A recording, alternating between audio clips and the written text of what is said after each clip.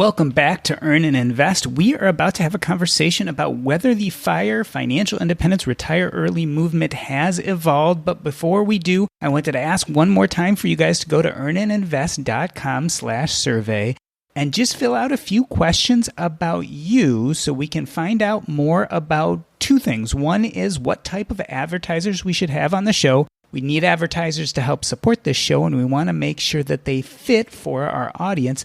The other thing is, as I'm going through trying to decide which panelists and guests I want to have on Earn and Invest, it helps me to know a little information about you. So it is fast and simple. Go to earnandinvest.com/survey. It is completely anonymous. Will take you a few seconds. It's free, and it'll help me out quite a bit.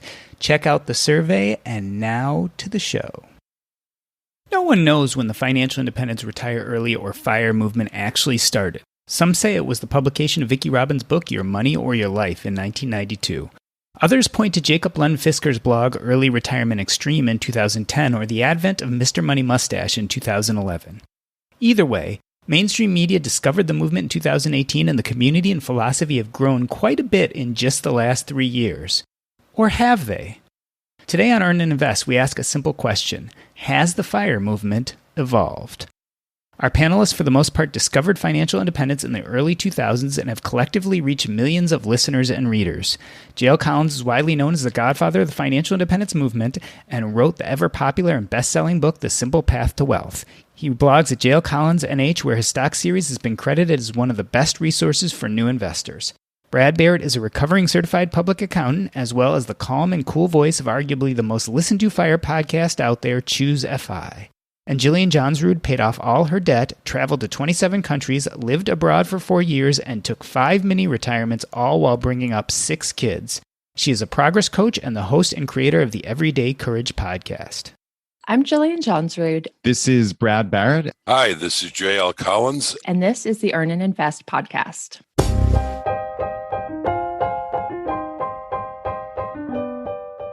When I first heard of the Financial Independence Retire Early or FIRE movement, I changed just about everything. I started to budget assiduously. I tried to convince my wife to sell our second car. And then every day I would drive by the dealership so that I could plug in my electric car to save money on my utilities. And by the way, while I was there, instead of going to Starbucks, I would drink the horrible dealership coffee.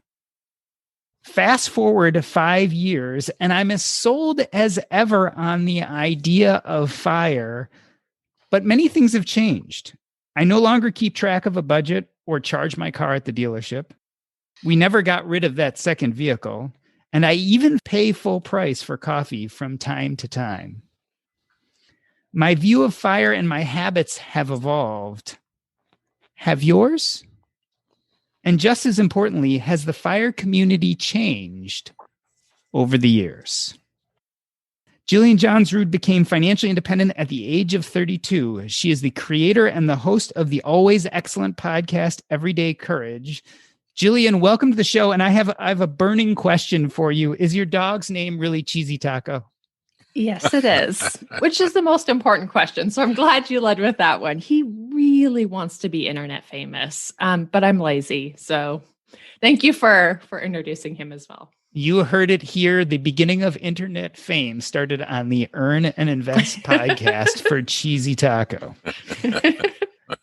Brad Barrett is a recovering accountant who left corporate America to host ChooseFI, one of the top personal finance podcasts on the charts. Brad, happy Monday. Happy Monday to you, Doc. Thanks for having me back. It's great to have you. Do you have a pet with as interesting a name as Cheesy Taco? I wish, interestingly enough, I have no pets. I have never had a pet in my entire life, which is maybe says a little bit too much about me, but yeah, pet free here. Yeah, in my family, I think my wife and my kids are deathly afraid of dogs. So we are pretty much a no pet family also. And last, but of course not least, J.L. Collins is the author of The Simple Path to Wealth and writer behind the ever-popular blog, jlcollinsnh.com. His stock series posts have been viewed by millions and millions of readers. J.L., great to have you back on the show. Great to be back. Thank you for the invitation. It is Monday, and today we are going to talk about fire. I'm going to be unfair to all of you right now, just for a moment.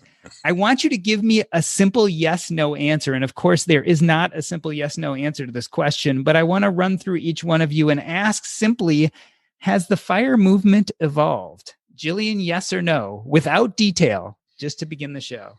Yes. Brad, fire movement, has it evolved? Yes, definitely. JL, I'll say it a little bit differently. Is the fire movement changed from when you first got involved? Yes, but fundamentally it's the same. We're going to talk in the second half of this show much more about the fire movement in general, but I want to start with your own personal journeys. JL, when you first heard of the fire movement, first started thinking about financial independence, where were you in your own financial trajectory? Well, so I didn't hear of the term financial independence, FI, or FIRE until a couple of years into writing my blog. And I started the blog in 2011. So for me, my blog came first. And of course, my blog is about my ideas around investing. And it was only after I started it that I began to realize that there was a bigger universe out there. And even then, I don't think the term FIRE had been coined yet. And I don't think even FI had been coined as a term yet. I think those were still to come. And I want to say 2013, 14 is, if memory serves me, when I first started hearing those. So definitionally, JL, you were financially independent before some of those ideas really came out and became big in our community and on the internet. Yeah, long before I reached financial independence in 1989. But what's interesting about that is I didn't realize that at the time. And I didn't even realize that when I started my blog. I knew that I had enough money that I didn't have to work, but I didn't realize there was a term for it. So I had been financially independent long before I realized that financial independence was a thing. Brad, was it the same for you? I mean, you were an accountant at a Big Five accounting firm. When did you start realizing what financial independence was, and where were you in your career at that point? Yeah, so similar to JL, I was certainly following this path, unbeknownst to me that there was a community that anything of this existed. It basically, so I'm trying to think of how I found it originally. So I guess I was introduced to JD Roth at Get Rich Slowly, which led me to Mr. Money Mustache and jlcollinsnh. And those were really the two aha moments for me, were reading Mr. Money Mustache's shockingly simple math post and then reading JL's stock series. So those were the two lightning bolt moments for me of clarity, but also understanding that, wow, all this saving, all this naturally, I'm naturally frugal, but there's a point here. There's a point that I can retire early or whatever it may be, reach financial independence, which is kind of the evolution that I see this now. And it was cool to put that into reality, I guess. And yeah, JL, huge thanks to you. It was also kind of a realization, I think, for you as it was for me, that there were other people out there that thought this way. I mean, I didn't encounter those kinds of people in my normal day-to-day life. And so it was a bit of a shock, a pleasant one, but a bit of a shock to realize that there were a fair number of people out there who had these same kinds of ideas. It sounds like that was your experience. Yeah, it was. And I think, and we'll certainly talk about this later, but I think that's where I've seen the biggest evolution, is this has become much more normalized now. I have conversations. Now, granted, I'm a podcaster in the FI world, right? So, it's a little selection bias, clearly, but I hear people talking about this all the time. I had somebody from Verizon come into my house to do some work recently, and it winds up he's in the subreddit for financial independence. He's like, he gave me the exact minute that he's going to reach 7 years, 4 months, et cetera, et cetera. It was astonishing. And like, there are now hundreds of thousands or millions of people in this community. And we used to think of ourselves as islands unto ourselves, right? We were the frugal weirdos, but we're not that weird. We never were, and we certainly aren't, I don't think, in the common thought anymore.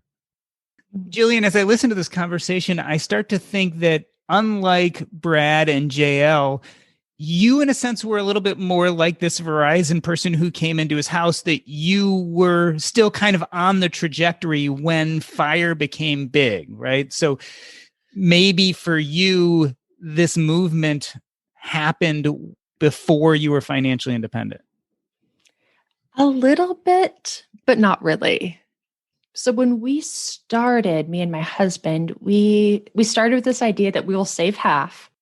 And I didn't believe that we could retire early. To me, early was like 60. That was kind of our first goal, if we could be 5 by 60. But we would take mini retirements. So we were kind of on this, we'll save half, we'll live this more flexible lifestyle. And then it was about, we left our jobs 2014. And it was about 2 years before that I started seeing some things online. Yeah. But I had left a year before. So for about a year, I'd seen like J Money's site. I remember finding Early Retirement Extreme. And because I had also lived in a camper, I was like, camper guy. Yes, I can do campers. But yeah, I'd had about a year of exposure to kind of this idea. But that was the first time, a year before I left my job, was the first time I had even heard of the 4% rule. So I had been kind of like they were talking about, I had been very alone, very much an island in this pursuit, really until I started blogging. And then I was like, oh, wow, there's actually a huge community here. But before that, I was just off doing my own little thing, saving half, trying to take time off work. JL, you, like I, started really seeing the financial independence content, started really learning and hearing about it as it was going forward and realizing that you were financially independent already. Now, as I mentioned in my introduction, there was some pseudo extreme behavior that I started to take on, even though I was already financially independent. Did you have the same experience? Did kind of becoming part of this movement spur you on to do things that probably weren't necessary at the time? I don't think so. And it might have been because of the stage of life I was in when I came across the whole movement. But, like Jillian, I never had the concept of retiring early, particularly. That was never a goal for me. In fact, at Money Mustache's request, I did a guest post around that very concept. I just wanted to not have to work all the time and to take periodic sabbaticals. And so when I got out of college, and it took me a couple of years to get my first professional job, but at that point, I just started saving half my money.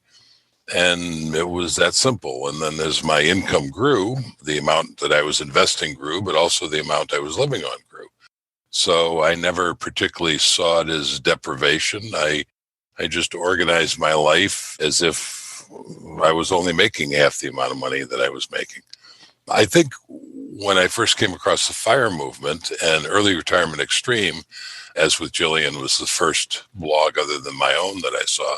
Oh, that's really intriguing. I never lived my life anywhere near the way he did, but I thought it was fascinating that someone could construct their life in such a creative and efficient way and achieve this goal much more rapidly and with greater intention than I ever did.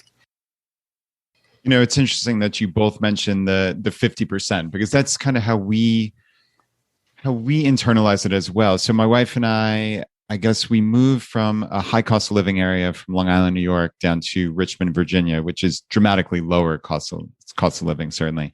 And that was in our mid-20s. We knew we were going to have kids at some point, or we wanted kids. So the plan was, how can Laura stay at home? And that was, let's design a life that at worst we can survive and thrive on 50%, right? On just my income. So that was always the concept. And like Jim was saying, the word deprivation, I think that never crossed our minds. Like we never went that far across the line of wow, we're eating the brown bananas and we're, scrimping and saving the famous brown bananas, right? It was, for me, it's always been, how can we live the same middle class or even maybe upper middle class lifestyle as everybody else and still save 50, 60, 70% of our income? And it's actually become this kind of like fun game that Laura and I, it's brought us closer in a lot of senses, because we're making choices based on value. We're not making choices just to keep up with the neighbors or to worry about what are other people going to think. Like that has never crossed my mind, ever, ever, ever. It's just about how can we live this amazing life and still save a boatload of money. And it really is fun. It genuinely is. One of the most critical parts of what you just said, Brad, is that you were making choices. And I think a lot of people go through their life and they don't actually consciously make choices, especially around what they're doing with their money. And that simple process of making conscious choices about what you're doing is incredibly powerful. Yeah, agreed. And I think that unfortunately because we don't learn about personal finance, we don't learn about any of this stuff. People, where do you learn it from? You learn it from your parents. You learn it from, hey, what are the neighbors doing? What is everybody else doing? ChooseFI. Yeah. Well, that's the cool thing about what all of us are doing, right? We're changing the narrative, and we're normalizing this behavior as opposed to this being, like I said 10 minutes ago, us being the frugal weirdos, right? Us feeling like there's something slightly off about how we're living. Like I always had this deep internal sense that we were doing it right. But when you were 1 out of 10,000 people, like even I'm pretty self-confident when I want to be, but like even the most self-confident person starts to waver every now and again when it's 1 out of 10,000, right? So it's been pretty amazing, and I think that's Doc, that's one of the big changes just in the FI movement generally is there's a community now, right? And obviously this past year has been tough with COVID and not having the in-person get-togethers, the Camp FIs, the FinCons, all these things. Chautauqua obviously is the crown jewel, Jim. But having a community of people and seeing people in your real life that are doing this and getting together for board game nights and potluck dinners, like it just makes it so much more tangible when you see people and you can rely on people. You can ask for FI-minded concepts in your own hometown. So anyway, that's one of the big things that I think has been such a positive.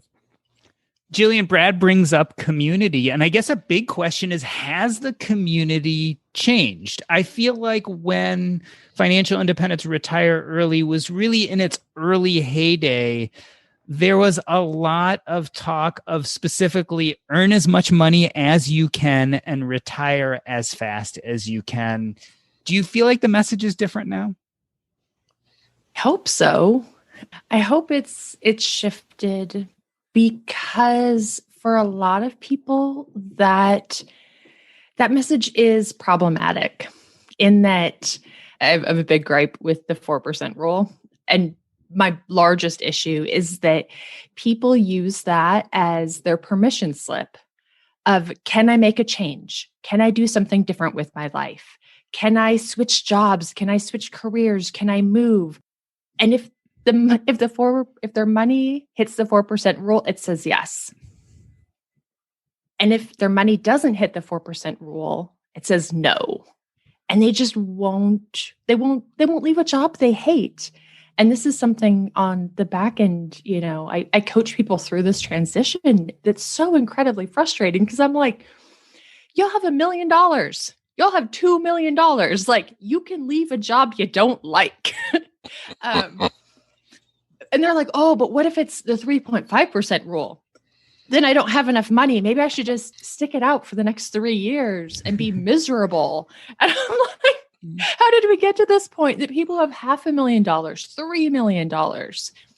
Their money's still telling them no, you can't make a change. No, you can't take a nice vacation.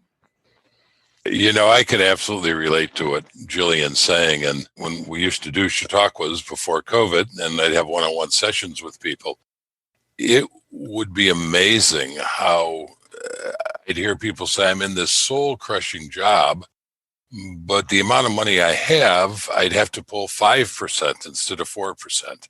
And I just can't do that. And my advice would always be, if I'm in a soul-crushing job and I have enough money for 5%, or even 6%, I'm going to pull the trigger. And if things turn against me, I'll figure that out. But I'm not going to stay in that soul-crushing job if I'm not struggling to pay the rent week to week or month to month. I think the unfortunate thing with the 4% rule is that word rule. And that word rule has caused endless debate about it. If you just change that word to guideline, and I think the 4% rule is a bad rule. It's a wonderful guideline. And when I hear people talking about, well, maybe it shouldn't be the 4% rule, it should be the 3.86% rule. Or I'm reminded of something about 400 years ago, theologians, and this is serious, by the way, theologians used to debate about how many angels could dance on the head of a pin. These were serious debates. Seems ludicrous to us now. And these 4%, these conversations around the 4% rule strike me as those conversations about how many angels can dance on the head of a pin.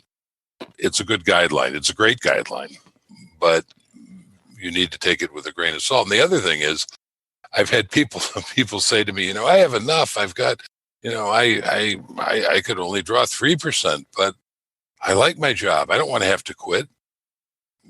No, you don't have to quit. It doesn't say that you have to quit when you have enough money. It just means you can do whatever you want to do. And if that means you want to keep working, then keep working. Yeah, and to me, that's the most problematic aspect of FIRE is people's just reliance on that retire early. Like, it doesn't, why we call it a ChooseFI, it's always FI. We very, very rarely say FIRE because it's a distraction, really. I never use the term FIRE. It's FI. Yeah, it's FI, right? And just like JL and Jillian are saying about the 4% rule, or really the guideline or rule of thumb, like people just they spend so much time agonizing over the little details, when the important thing, to Jillian's point, is the power that you're accruing in your life by saving money, right? Like, it doesn't matter if you have, X number of months of savings, or you're halfway to FI, or you're at FI. Like, you are so much more, you're in such a better position than you are, clearly, obviously, when you're living paycheck to paycheck, right? Like, that first time you have a couple $1,000s, are you at FI? No, you're very, very far from it. But are you in a better position than you were a couple months ago or a year ago? Dramatically so, right? Like, and that to me is the beauty of FI, that this is a path that really any of us, no matter where we are, we can get on this path, because it's just about being in a better position tomorrow and every day thereafter than you are today. That to me is the aspirational goal. It's just living a better life. And by having a little bit of space financially, that gives you the space then to say, oh, I don't need to stress about this every second of the day, because it is a huge stressor, right? Money clearly is a huge stressor. And then you can take a step back and say, hey, what do I want out of life, right? Like, who are the people that I want to spend time with? How can I get healthier, right? Like, all of these things that are these higher level concerns that we push off. We push off endlessly. And when you get that little bit of space, all of a sudden, the world opens up to you. So it's this gateway to a better life, I think. Amen.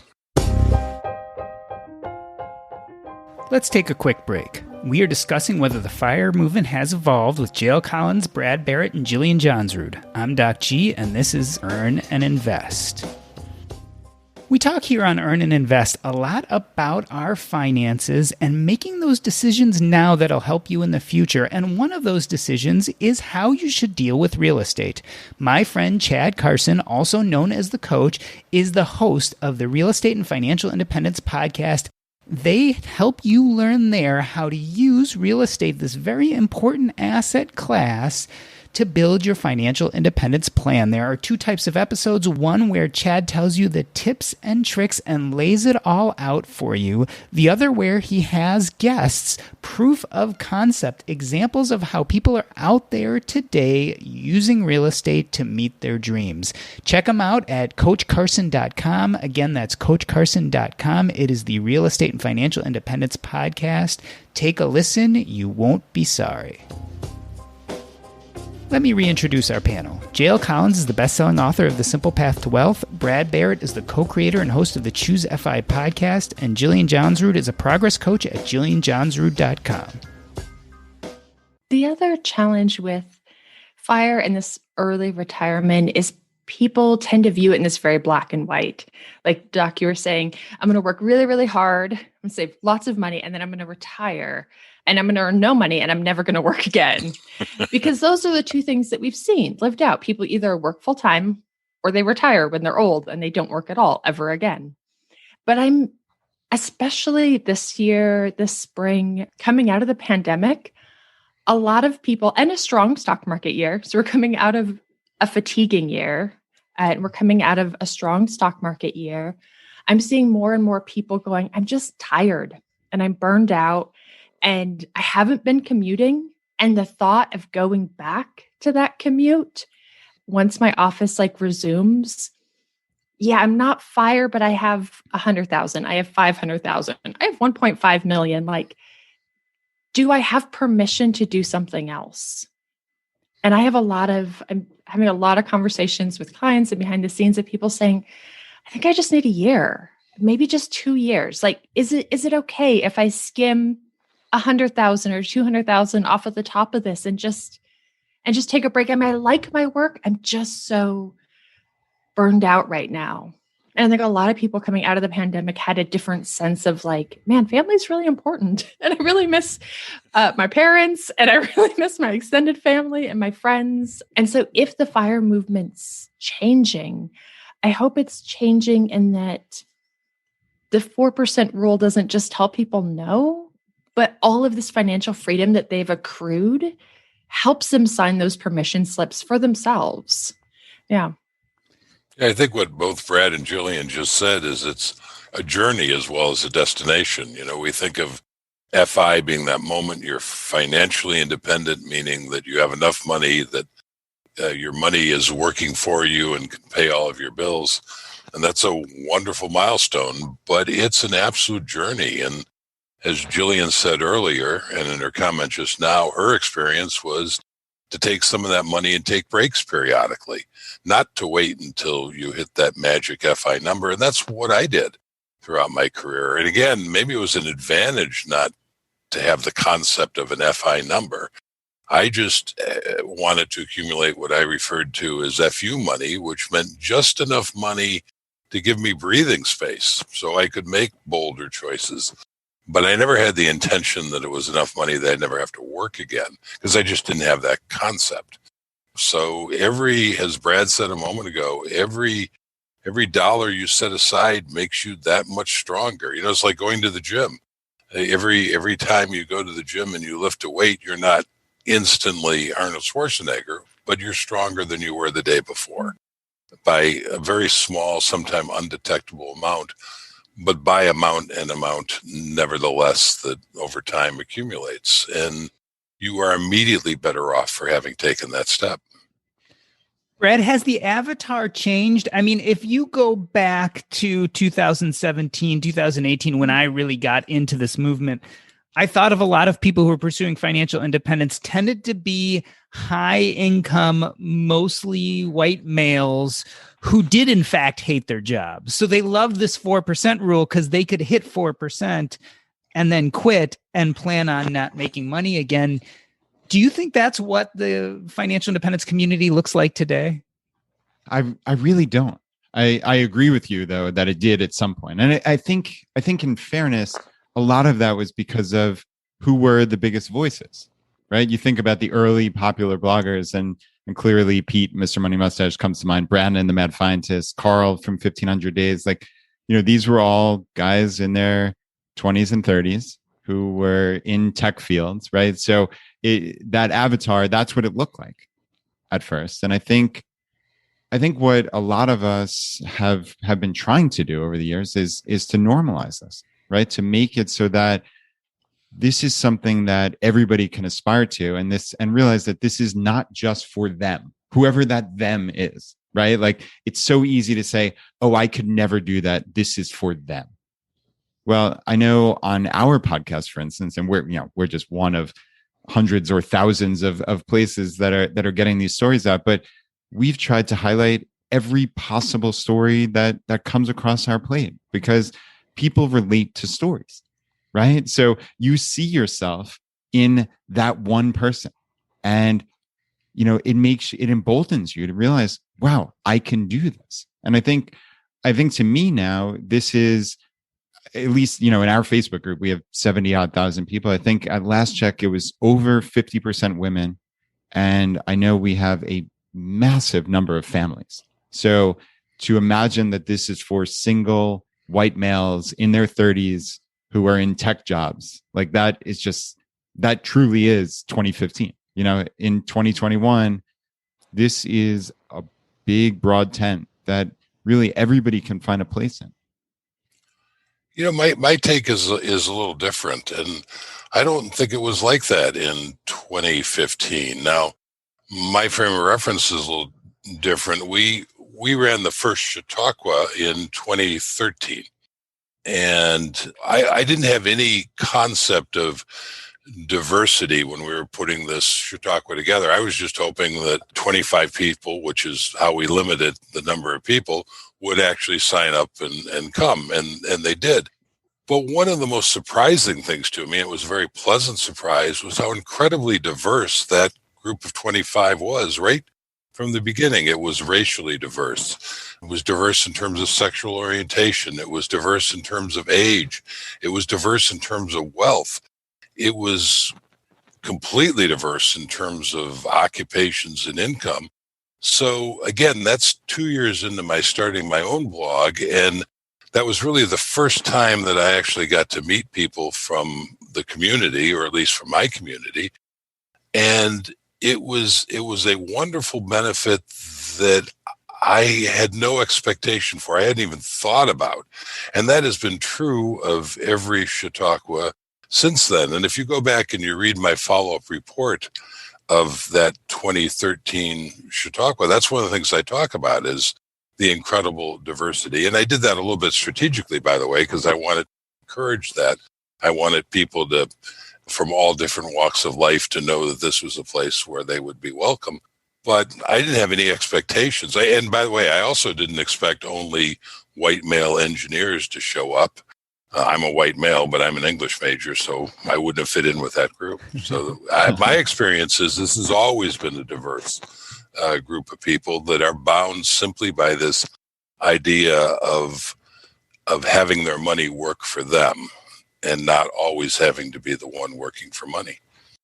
Yeah, and that's a great point. I think what I was trying to get across, and I guess I did it inartfully, so I apologize, but was that was the caricature. Not that was reality necessarily. So, absolutely. But no, it's still the caricature. Yeah, unfortunately, to a degree. I don't think quite as much as it used to be, but yeah, I think we still do get pegged with that a little bit too much. But yeah, that's really interesting to hear about the early Chautauquas. Yeah, from the beginning. And as you know, because you and Jillian, for that matter, are both in speakers at Chautauqua, and you've experienced that firsthand, and the kind of diverse group, and I don't even remember which Chautauquas you guys were at, but they've all been the same along those lines. Well, your groups were no different. I mean, different people, but in terms of the range of people, they were no different than any other year. Jillian, as we see that maybe the financial independence community is much more diverse than we thought, we're also seeing a diversity of ideas. I remember you were one of the first people who I saw who said, look, let's talk about mini retirements. And to me, that was really interesting because it was someone who veered off of the path of let's just get to 25 times as fast as possible and then go from there. We're now seeing the slow-fi movement and people talking about ChooseFI. Do you think that we've moved kind of away from that overall goal and much more to lifestyle? I hope so. And honestly, what I think helped shape that journey is enough of those early writers getting the thing they wanted, which was to be 100% FI. And then to go, shoot, maybe I should have built a better lifestyle before I got here. Maybe I should have, tried to retire earlier. Maybe I should have done things differently. And I think if we wouldn't have had that group of voices that said, actually, this was a hard transition. And that's what I have people think about is the life that you want, this FI life that you're imagining, how close are you to it now? Because if it's a mile away, 100 miles away, that's going to be a hard transition to get there. And the reality that even in the FIRE movement, most people don't hate doing stuff. We tend to attract a group of people that likes to do stuff. We're just tired and we're burned out and we don't feel engaged with our work. And for those people, man, I mean, even a month off can rejuvenate you, but a year off, 2 years, I mean, sometimes it's hard to imagine how long of a period of time that is. I did a 6-week and a 10-week road trip with my children in a pop-up camper. And 10 weeks is a long time. It is not a short amount of time. When we finished 10 weeks, I was like, yeah, and now we're done. I'm so glad to be home. So realizing that like you can use these shorter breaks to get you closer to those things that you want. And the other thing I would try to encourage people is that like some of these seasons are really short, especially when you have kids and there is an expiration date on them and they will not hold for 10 years. I took all 5 of my kids in a pop-up camper to 10 national parks. That has an expiration date. I couldn't be like, oh, guys, I just need to work really hard for 10 more years. And then we'll go when you're 22. Nope. They will not want to go. And so I think there's some realization that, man, this 4% rule, this 3.5% rule, that's 8 years out. And where am I going to be in 8 years? Where are my kids going to be in 8 years? Where are my parents going to be in 8 years? Like, will I have those same opportunities that I'm pushing for right now to have? Will they have expired? Brad, is it more okay than ever to slow down? I remember again at the beginning of this journey, this idea of slowing your path to financial independence was almost anathema. And I don't feel like today's group of financial independence community members feel so strongly about that. Yeah, I would agree. I would certainly agree with that. And yeah, what Jillian said, that it did used to seem like people were rushing. It was just about that goal. And as Jim said, this is a journey. It's not about that goal. If you just put your head down and race towards FI, you might be there on paper, right? You might see those numbers on your computer screen when you log in. But if you haven't done the work on yourself, right? The inner work and what does life look like? What does happiness look like? What do I want to do with my time? If you just wake up one day and say, oh, I'm at FI, I quit. I can't even imagine the shock, the mental shock that like, what do you do next?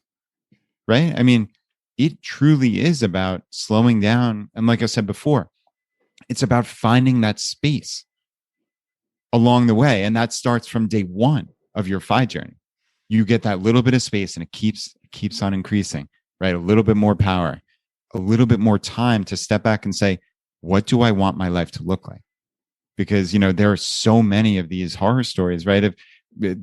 I know Brandon, the mad scientist, we've had on a couple times to talk about this. He is a famous person in this community, but he's one of many, many thousands of similar stories of people who put their head down, they deprived themselves, they got to FI, and at some point along that way, they said, oh man, what is this all about, right? It can't just be about the money. It truly can't. Yeah. The other thing because I have these conversations so much behind the scenes, and if you start to pay attention, you'll hear them in Facebook groups and in comments, is when people do this, they're going 70 miles an hour down the interstate, and then they throw that puppy into reverse, and they try to do this really hard transition. It creates so much dysregulation. It creates so much discomfort, especially that first month, 2 months, that they're miserable. And people will think, why the hell am I giving up all of that money to be miserable? I had a job. I was making money. I liked making money. I was saving money. I like saving money. Why am I doing this to be miserable? And that discomfort, you'll often see this 3 months, 6 months in, they'll say, one of two things. One, actually, I've been thinking about these numbers. I thought I had enough, but honestly, if I could just save like another 100,000, 200,000, I would be in such a better spot. Shoot, then I could get an extra 10,000 a year. And this cool job opportunity showed up. And I just feel like I would be a fool to turn this away. Like if I just stuck with it for like 2 or 3 more years, that's going to give me another $10,000 a year with a 4% rule. Like, I think I have to take it. And the reality is they just are experiencing a tremendous amount of discomfort. And going back to what is familiar is easier than navigating that change. Because for all of us across the board, it's easier to suffer than to deal with the fear of change. Suffering is familiar. We know it's hard, but we know it's not going to kill us. And the fear that comes with change is so intense, even though it's brief, even though it's fleeting, and suffering can last a long time. 9 times out of 10, people will choose suffering than the fear of change. But the reality is, you go back to work for 3 years, you're just kicking that ball further down the field because you're still going to have to figure this out. If you want to get to that great FI lifestyle that you imagined, like Brad said, you're going to have to do the work at some point. You're going to have to figure this out at some point. So either try to figure it out while you're in your job or take a little break and hunker down in the discomfort of change and try to make some progress.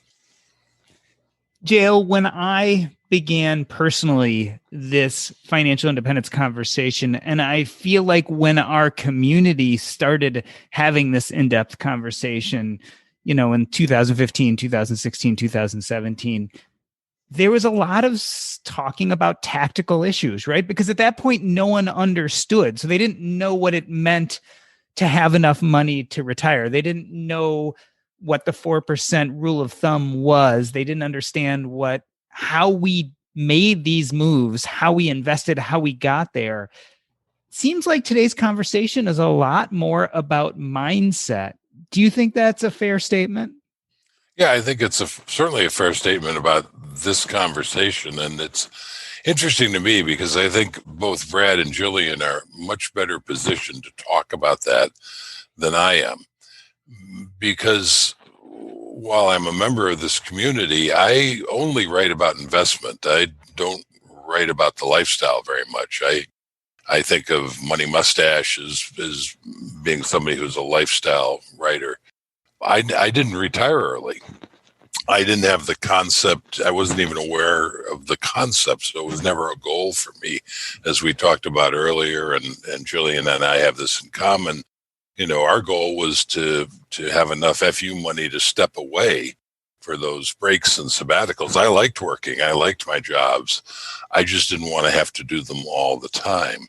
So this has always been something, the lifestyle part of this conversation has always been something that I've watched with interest, but I've always felt it's a little bit out of my wheelhouse in terms of having anything to offer. Again, I'm more talking about money and investing, and that, of course, is one of the tools that you need to bring to bear, or that is useful to bring to bear to then have a more creative thought process about your lifestyle choices.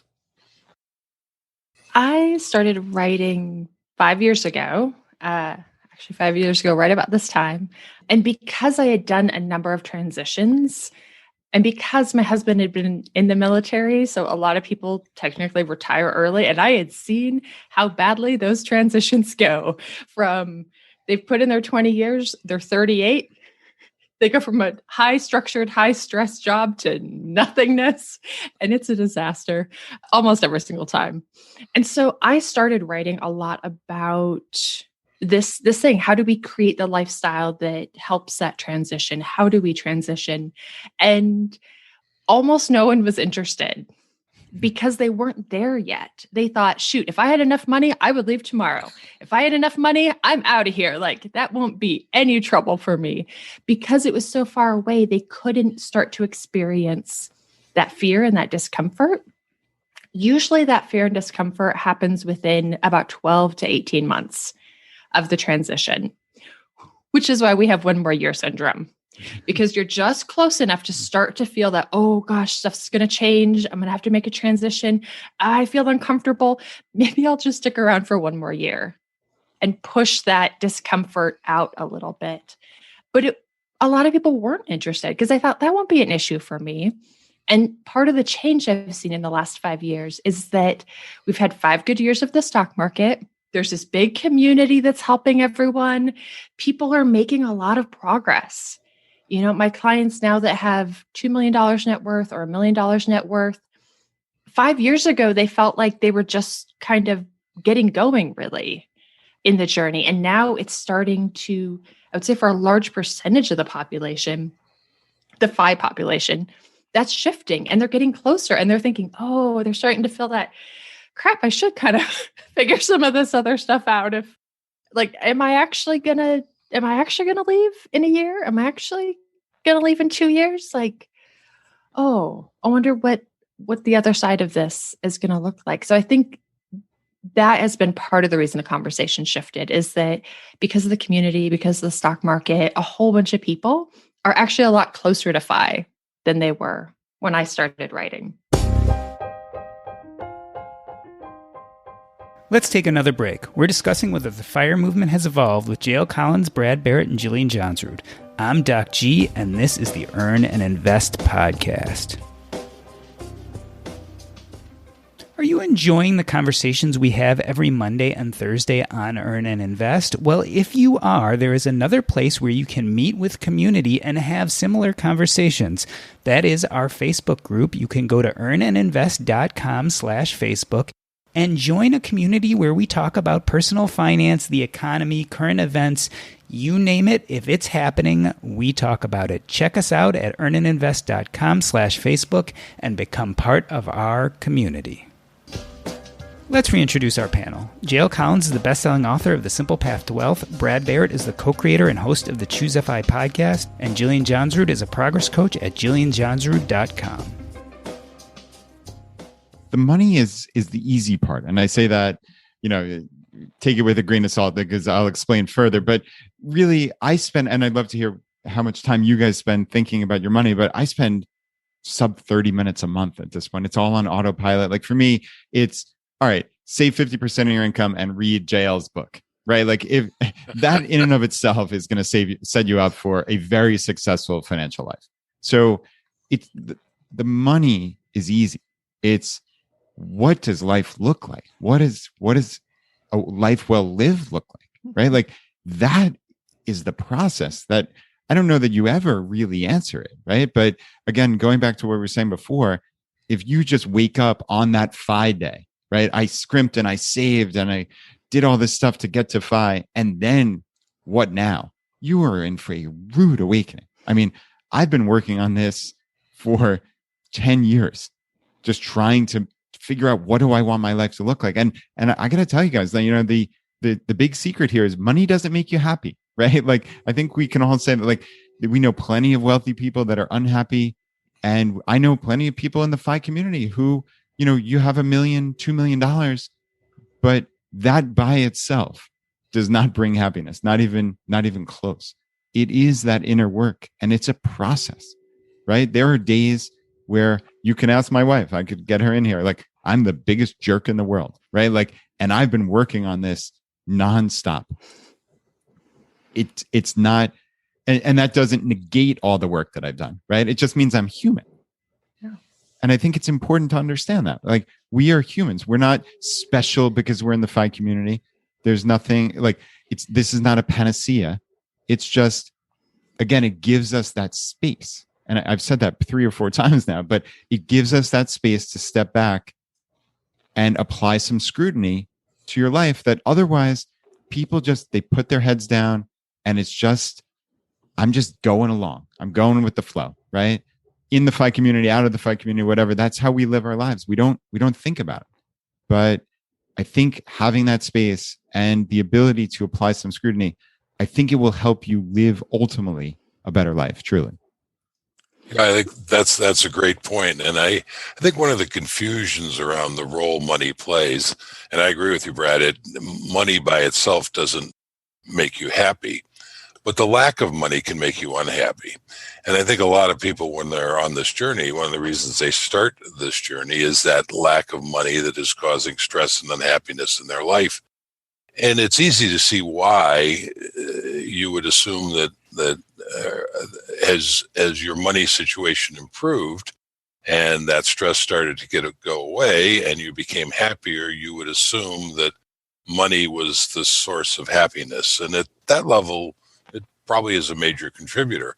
But once you have enough, then it plays a never diminishing role in your happiness. So, yeah. And Jillian, that's what I wanted to ask you about is you speak with so many of your clients and you do the work, right? Like you help them facilitate doing the work. What does lead to happiness, right? Like, is it finding challenge? I know that's such a broad and nebulous question, but like, is it day to day? Is it like having specific goals and challenges that you're working on? Like, is it connection and community? Like, or, I mean, is it truly just case by case, individual by individual? I think the broader connecting theme is people knowing what they want out of their life, out of their days, what they value, what's important to them, setting their own goalpost, and then achieving that, I think, is success. I had a situation once where I offhandedly to a coworker mentioned, yeah, my brother's really successful in his own way. And I guess I'm successful in my own way. And she looked at me and said, in what way are you successful? And I said, everything that I've set out in life to do, I've accomplished. And I think that's living the life that you want to live. That's success. And for JL and Brad have both been to a talk that I gave. I gave one at Chautauqua, one at Camp FI, about this idea of what is that FI lifestyle, but also this challenge of the transition. If you haven't done any of the work to get you closer to that FI lifestyle, on that day, when you open the spreadsheet and it says 4%, and people kind of naively think, I'm going to change everything about my life that day. I'm going to have a better relationship with my spouse. I'm going to learn how to apologize. I'm going to make friends. I'm going to find hobbies. I'm going to take up running. It's nuts because any one of those things is so hard to do. And the idea that people's plan is, I'm going to do all of them at once because I don't have any time or bandwidth or energy to do it before I hit FI. We somehow internally, we know that this is going to be a disaster, which is why people keep pushing that transition further down the road, because that idea of doing that work, that idea of change is more difficult than the idea of just suffering. And like JL said, that soul-crushing job. Brad, I mean, ChooseFI undoubtedly gets a huge amount of attention from people who are newly interested in financial independence. Do you think there's more understanding there about these lifestyle issues? Like, I feel like for our group of people who went through this, it took us a while to evolve to get there, right? Because we really started, many of us, just with the numbers. And we've now ended here realizing that the numbers only get us so far. The money only gets us so far. It's really the lifestyle we have to figure out. Do you think the newcomers to this movement are maybe a little more savvy than we were about this stuff? I do. And I think it's because a lot of us, to your point, have realized this. And a lot of the content that we're putting out and we're highlighting is around these issues, right? Like if I think about a given month of ChooseFI, just as a for instance, we do 8 roughly 1-hour episodes. There are some times where I look back over those 8 hours and I say, did we even talk about finances at all? Like literally, like are we truly a financial independence show? And it always comes back to yes, because again, the nuts and bolts of the money, that's the easy part. It really is. So I know just on my own show, and that's really what I can talk about. Like we probably spend 70 to 90+% of our time talking about these issues because this is where the work needs to be done. It really is. So yeah, I do see that on a broader basis. And like Jillian, for instance, we had a couple episodes on our show about relationships and money. I mean, that's so critical, right? Like, so there is an intersection here. And I think us highlighting that intersection in all aspects of life, I think is really important. I would say based on like coaching clients and experience, I would say people are very nuts and bolts focused till about $50,000 or $100,000. By the time you've managed to save your first $100,000, you've typically figured out all of the essentials. You figured out your budgeting, your tracking, your investing, your emergency fund. Like you've got all of those pieces figured out in that period. But after that, it's really gets important to focus on this other stuff because it's honestly just more challenging. It's harder to measure. It's harder to figure out if you're doing it right. Even for a lot of my clients, like they want to transition, they want to make a change, but man, the numbers are such an easy metric to look at. And all of this other stuff is such a difficult metric to measure and to quantify that it's easier to go with the thing that's familiar and more measurable. But yeah, I would say up to $50,000, $100,000, the nuts and bolts are really important. So I want to end this conversation by asking to me what is an interesting question about the financial independence movement. It clearly has evolved. Are there parts of it that are still destructive, JL? I mean, I know for me, one of the parts that I think is destructive about the community is this idea that perfect is the enemy of good. Sometimes I think we go down this rabbit hole of efficiency to such an extent that maybe we need to back off and just accept good enough. JL, are there things about the financial independence community you think that need to change? From the investment perspective, that is where I work, where I do my work, and what people come to me for. No, it hasn't changed at all. In fact, that's one of the ongoing battles, if you will, that I come across when the pandemic was first hitting a year ago. I was hearing from people, and the market was crashing, although it didn't stay crashed very long, but at the time it was crashing, and people were saying, aha, well, this is different. This time it's doing, of course, one of my themes is that it's never different, that market crashes are normal. The only thing that's different is what triggers them. But I was hearing, no, the JL, this time it's different because this is a pandemic. This is not a financial thing. And my response then, in fact, I just put this up on Facebook again a year later, was no, it's not different. The trigger's different. It's a pandemic, and it's a more tragic trigger than most because this is a trigger that's killing people. But every crash has a trigger, and every time that trigger is different than the time before, which makes them impossible to predict. So from the investment point of view, I would argue that no, it hasn't changed, and I don't foresee it changing. Those basic principles are timeless. And to go to Brad's point, in many ways, that's the easiest part of it. It can be a struggle. And of course, I'm talking to people all the time who are struggling with the financial part of it. So it doesn't feel quite as easy to me, maybe. But fundamentally, it is the easy part. The struggle is understanding that all the nonsense that Wall Street creates, you can really ignore and just focus on the nuts and bolts, the simple index funds. And once you get to that point, then, as Brad said, you're not paying attention to your finances all the time. You don't have to, and most people don't want to. And frankly, And I say this in regard to my daughter, who also doesn't want to focus on her investments all the time. That's a superpower, because the people who focus on their investments all the time are the ones who are much more likely to tinker with them, much more likely to, as Warren Buffett once said, try to dance in and out of the market, try to time the market.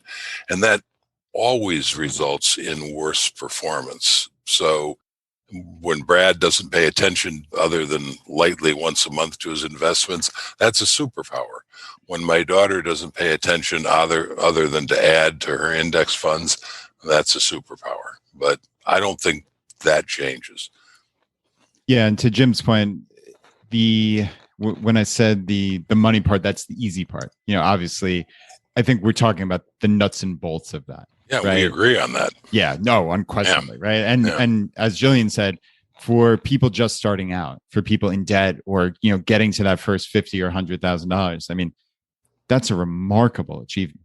And clearly, you are focusing on the money, right? So we're not trying to make light of that in any way or minimize that. So that's critical to point out. It's easy nuts and bolts wise. It's not easy behaviorally, right, to make those changes. But yeah, I mean, I guess for me, the thing that we're focusing on, or that people still sometimes focus on too much, is it maybe getting too close to that deprivation.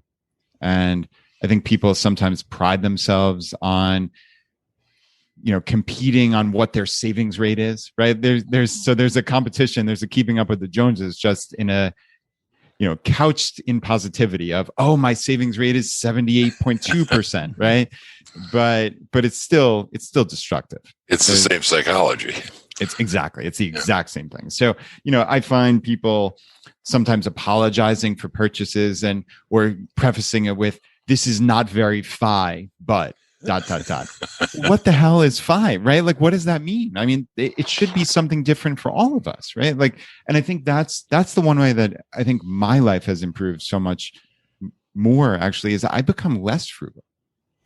I focus much more on value now. And I'd like to believe, or I'd like to maybe delude myself into believing that I was always this kind of valuist, as I call myself now, but that's definitely been an evolution. And it's something we're always working on ourselves, right? But like, I spend money on things now that the Brad from 10 years ago would have been aghast at, truly aghast.